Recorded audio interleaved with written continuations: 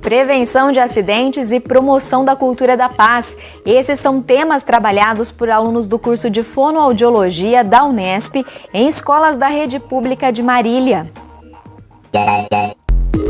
A ação integra um programa mais amplo de saúde na escola e, além de melhorar as relações nos ambientes de ensino, prepara os futuros fonoaudiólogos para os desafios da profissão.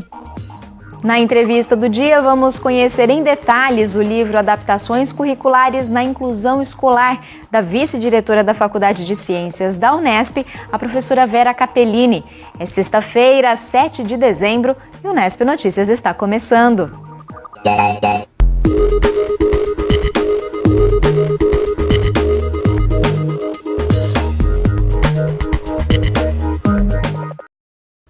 Boa noite! A gente abre esta edição com um projeto desenvolvido pelo Departamento de Fonoaudiologia da Unesp em Marília, que tem o objetivo de ampliar a visão dos estudantes de graduação.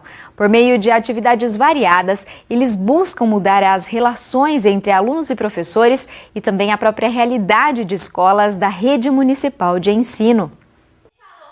Não conversar na aula, não correr no intervalo da escola. Parecem conselhos simples, mas na verdade eles tratam de temas complexos, como cultura da paz e combate à violência. O desafio dessas alunas do segundo ano de Fonoaudiologia da Unesp em Marília era levar o assunto a crianças de 2 a 10 anos de idade da Escola Municipal Chico Xavier. E foi na base da brincadeira que elas cumpriram a missão. A ação faz parte de uma disciplina do curso e está integrada a um projeto de extensão, coordenado por esta professora. Sandra explica que a ideia surgiu em 2013, quando a Unesp foi convidada para ajudar o município a estruturar o programa federal Saúde na Escola. Na época, o foco era a prevenção de acidentes infantis. Neste ano, o projeto cresceu e passou a tratar também da prevenção à violência. Está sendo muito necessário, eu acho que para o desenvolvimento infantil, para a formação dos alunos, a comunicação adequada, a cordialidade, a humanidade, perceber os sentimentos, o carinho, a atenção. O mundo está precisando disso e a gente pensou que o projeto seria um bom local para fazer. O funcionamento da gincana era simples. A cada recado lido, a criançada tinha que reagir de maneiras diferentes. Expressão alegre para atitudes boas, por exemplo, fazer uma nova amizade. E de reprovação para ações como falar um palavrão. A gente trabalhou os principais pontos, né, que são o que a gente deve fazer, que é falar obrigado, pedir licença, respeitar o professor e até mesmo não correr na escola, não se colocar em risco, que faz parte no âmbito geral do conceito de paz e de violência que a professora está trabalhando. E não é que eles entenderam rapidinho? Eu aprendi que tem que respeitar os colegas, os professores e os pais. Não é para fazer as coisas erradas e nunca maltratar o amigo. A diretora da escola aprovou a iniciativa. A ideia dela, ao procurar o projeto da Unesp, era trazer um olhar diferenciado e crítico à rotina escolar. Ao passo que a gente forma, indivíduos que entendam que a paz, que trazer paz e que ser um portador da paz é importante, eu acho que a gente já contribui para um mundo melhor. Então, assim, a gente conversa muito com as crianças, trabalha bastante, tem projetos dentro da escola voltados para essa cultura, mas quando eles ouvem de fora, o valor também é outro. Então, não tem como distanciar a educação da paz, da cultura da não violência, Para os futuros fonoaudiólogos, o contato com as crianças é uma chance de experimentar o que irão enfrentar em breve no dia a dia da profissão. Um grande público nosso de pacientes são crianças no estágio. A gente atende bastante crianças no estágio, então esse contato vai permitir que a gente tenha uma melhor ideia do que esperar, como vai ser. A gente já está construindo um plano terapêutico, umas atividades e ter esse contato já com as crianças nos motiva a continuar o trabalho, a continuar os estudos e continuar a formação, para dar boa qualidade de ensino e de saúde para todos. E esse é de fato o papel da fonoaudiologia. O fono trabalha com a comunicação. Ele deveria cuidar para que essa comunicação fosse amistosa, bem feita, cordial, respeitosa. Nós não temos outros artifícios. É o diálogo, é a troca entre as pessoas que deve ser bem pensada, bem cuidada, para o carinho, e o cuidado e a cordialidade acontecer mais. E a base teórica vista em sala de aula é fundamental para chegar a esse resultado. Nesta aula, realizada no mesmo dia da atividade em que acompanhamos, parte da turma discutia a importância de desenvolver habilidades sociais, como a cooperação, tolerância e a empatia. Ler um texto de um pensador, de um psicólogo, enfim, e daí você pegar as ideias dele e transformar para uma coisa lúdica que uma criança vai entender, é o real desafio, mas a gente tem um suporte aqui na faculdade, a professora, os mestrandos, doutorandos, e daí um pouco de imaginação, um pouco de relembrar a nossa infância, acaba ajudando no momento de transformar essas atividades para a prática.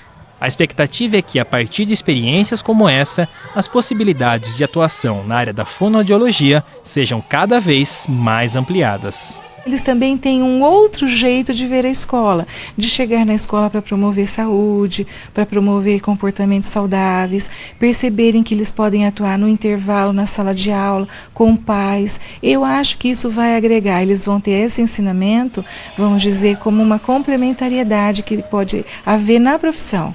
Eu acho isso importante para eles.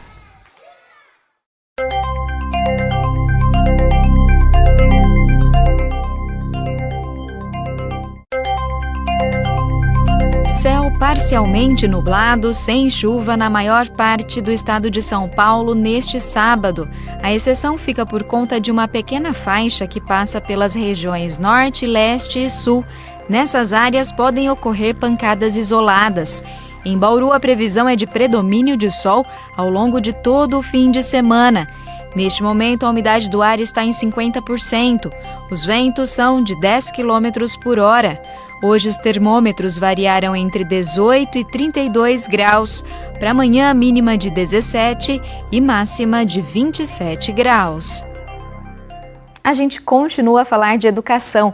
A professora Vera Capellini, vice-diretora da Faculdade de Ciências da Unesp em Bauru e presidente da Associação Brasileira de Pesquisadores em Educação Especial, acaba de lançar o livro Adaptações Curriculares na Inclusão Escolar, Contrastes e Semelhanças entre dois países.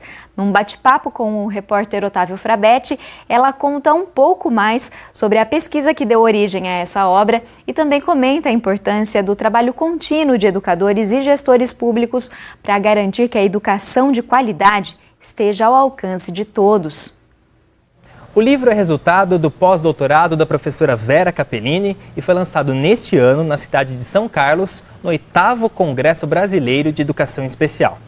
Professora, parabéns pela publicação do livro e a primeira pergunta da entrevista é sobre o tema. Qual era a temática geral da sua pesquisa? Sim, o livro versa sobre adaptações curriculares, né? Tanto no Brasil quanto na Espanha há um currículo da educação básica e a temática foi verificar o quanto e de que forma estamos fazendo as adaptações curriculares para a inclusão do aluno com deficiência na classe comum.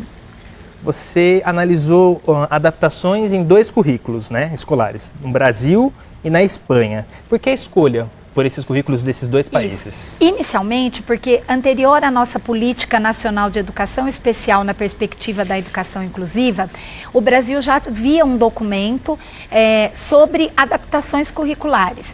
E por quê? Porque o nosso currículo foi todo inspirado, né, quando a gente fala dos PCNs, então adaptações é um volume do que a gente tinha como PCNs, que eram os Parâmetros Curriculares Nacionais para a Educação Básica. Então, por ser a inspiração da educação básica do currículo comum, também escolhi a Espanha para verificar como seria a adaptação curricular específico para a população, né, para os estudantes com deficiência. O que você conseguiu aprender dessa comparação? O que você conseguiu tirar de conclusão dessa comparação? Isso. Primeiramente, que adaptações curriculares, eu costumo dizer, né, embora o livro foi lançado, ele é algo a ser superado. Porque a perspectiva, de fato, de uma escola inclusiva é do desenho universal. O que é esse conceito, né, do desenho universal? É de um currículo que é acessível para todas as pessoas e que eu não tenha que pensar em adaptá-lo para aquele que tem uma deficiência. Todavia, como inclusão escolar é processo, tanto lá quanto aqui, poucas são as escolas que já fazem ou que estão fazendo de fato adaptações curriculares, de fato considerando o currículo do ano que o aluno está matriculado. Ou seja, vou dar um exemplo. Tanto lá quanto aqui, nós observamos que muitas vezes o professor ele acaba entendendo que a adaptação curricular é dar atividades não do ano escolar que o aluno está matriculado. Por exemplo, um aluno do 6º ano que ainda está em processo inicial de alfabetização, quando eu trabalho com ele, com um livro ou uma cartilha ou um material didático do 1º e de 2º ano, eu não estou fazendo uma adaptação curricular, porque ele já é um jovem, um adolescente. Então eu tenho que pensar o currículo do 6º ano de língua portuguesa, de história e de matemática e de verificar que atividades eu posso propor, mas considerando o mesmo currículo. E eu observei que, tanto lá quanto aqui, tem professores que tentam fazer essas adaptações, mas eu vi, e a gente tem às vezes um mito, né, do patinho feio, eu vi também lá professores com aluno com deficiência na classe comum, matriculado no 6º ano, usando o livro do 2º ano. E entendendo isso como adaptações curriculares. Então eu brinquei, tem um capítulo que chama Nem Tudo Que Reluz é Ouro. Porque às vezes a gente tem o síndrome do patinho feio, e não é criticando a Espanha, mas é dizendo que tanto lá quanto aqui, como a inclusão escolar é um processo muito complexo de mudança na escola, a gente não vai acordar com uma escola que não é inclusiva e virar inclusiva da noite para o dia. Ele é processual. Então eu costumo dizer que essa perspectiva de ter um currículo e uma escola que de fato ela favoreça a aprendizagem de todos os alunos, considerando a singularidade que cada um tem, é algo ainda por ser construído, é algo que nós precisamos aprender.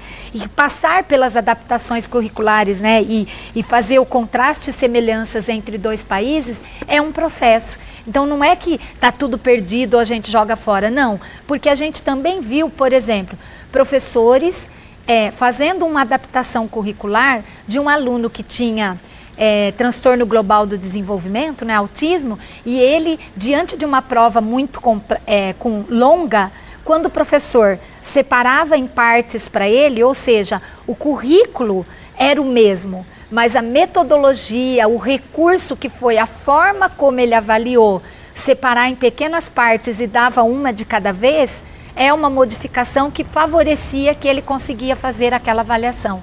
Então, ver que isso, tanto lá quanto aqui, são exemplos de atividades, de práticas educativas que podem ser desenvolvidas no contexto da classe comum e que favorecia a aprendizagem do aluno, foi algo que, por isso que eu brinco, tem coisas boas lá e aqui, assim como tem dificuldades lá e aqui. A partir de suas pesquisas, de uma forma bem simples, há uma receita para atingir uma educação com escolas inclusivas para todo mundo? Não há. Eu diria que assim, a receita básica, que seria o ingrediente que não pode faltar, é acreditar que todos podem aprender. E para que todos aprendam, o professor também precisa acreditar que ele é capaz de ensinar. Esta é uma receita básica, daí o como, que recurso, que forma, que estratégia, cada escola vai encontrando o seu caminho. Mas é importantíssimo ter claro que o que tem que ser referente, né? O que tem que ser a meta para todas as escolas, portanto todos os professores, o currículo. Pessoa com ou sem deficiência tem direito de acessar o mesmo currículo, que é o que a gente falava antes, né, do PCN, que hoje já é a base comum, né, curricular que está aí para o nosso país. No Brasil existe há 10 anos a Política Nacional de Educação Especial. Dá para falar em avanços nesse período de 10 anos para cá? Sem sombra de dúvida, né? Eu participei, estava inclusive em Brasília quando a gente teve, né, o marco da nossa política em 2008.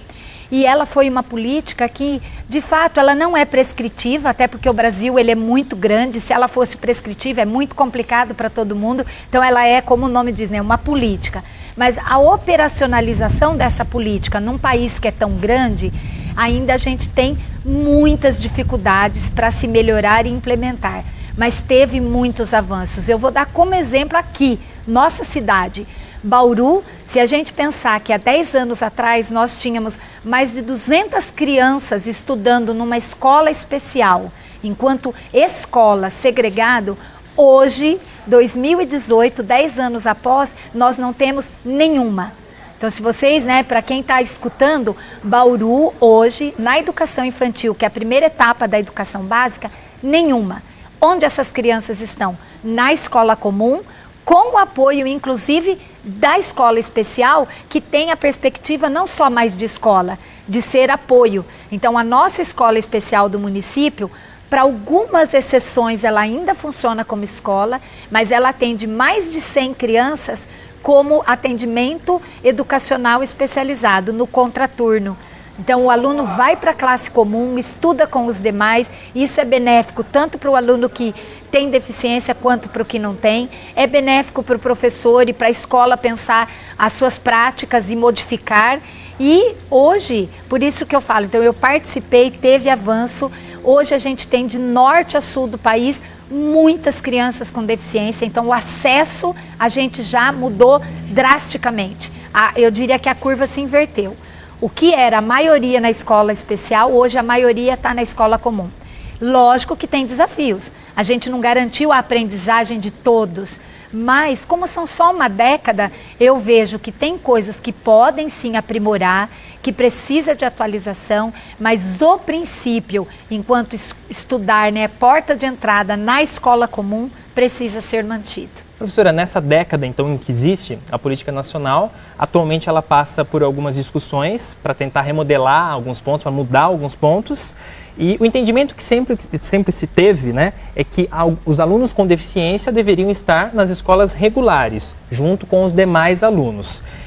Uma das mudanças que podem acontecer é justamente que isso deixe de ser a única porta de entrada, Queria que a senhora explicasse essa possível mudança e se, na sua opinião, isso vai afetar, vai mudar essa política. O Ministério da Educação abriu uma consulta pública, já foi o prazo, hoje há uma equipe tabulando esses dados e nós estamos muito apreensivos de fato, para que o direito adquirido enquanto princípio, diretriz, que ele não seja quebrado, que se mantenha como perspectiva que a escola deva ter como direito, como garantia a inclusão da pessoa com deficiência, com transtorno global do desenvolvimento, com altas habilidades de superdotação, que é considerado o público-alvo da educação especial, sempre como princípio ético, moral, a escola comum. Não significa que a gente tem que fechar a escola especial, pelo contrário, elas podem e devem continuar existindo. Porém, a diretriz, o princípio que fundamenta a política deve ser como primeira entrada à escola comum. Estamos apreensivos, vamos ver como que a sociedade vai responder a essa consulta pública, mas penso que a gente precisa fortalecer pesquisadores da área, as escolas de modo geral, a escola comum inclusive, porque é uma década de trabalho para ser aprimorado e não para dizer, porque tem coisa que precisa melhorar, vamos jogar fora o que foi realizado. Então, espero que a sociedade tenha, se fortaleça para defender que a política deve ser sempre como princípio escola inclusiva. Tá certo, professora. Super obrigado pela sua participação aqui no Unesp Notícias e que sua pesquisa possa ajudar a levar a um caminho dessa educação inclusiva no Brasil. Muito obrigada pela oportunidade de divulgar o livro, eu que agradeço sempre. Por hoje é só, a gente volta a se encontrar na segunda. Enquanto isso, você pode acompanhar as novidades da nossa programação também no nosso canal no YouTube. Um bom fim de semana para você. Tchau!